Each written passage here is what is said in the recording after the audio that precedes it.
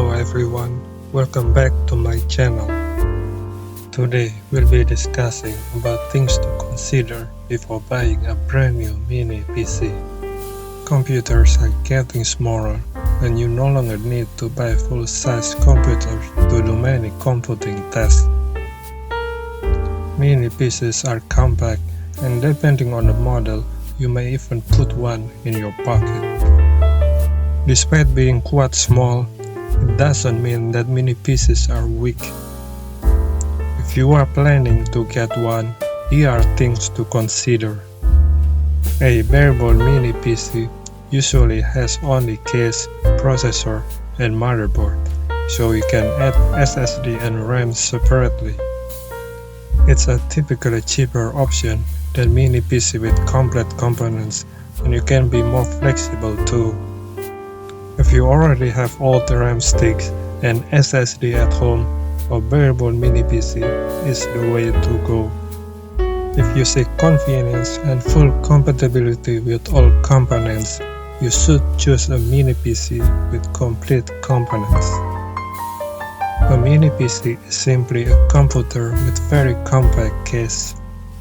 So, you will need a monitor, mouse, headphone, and keyboard for it to work.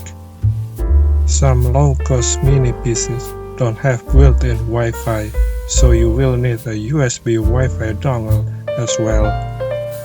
It's a good idea to get a mini PC if you can reuse old mouse, keyboard, and monitor. As long as they have HDMI and USB connections, they will definitely work with your mini PC.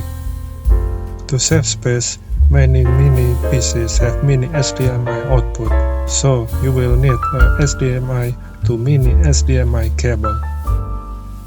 Unlike full-size tower PC, mini PCs have more limited upgradability options. You can't upgrade the motherboard, and often processors are soldered into the motherboard.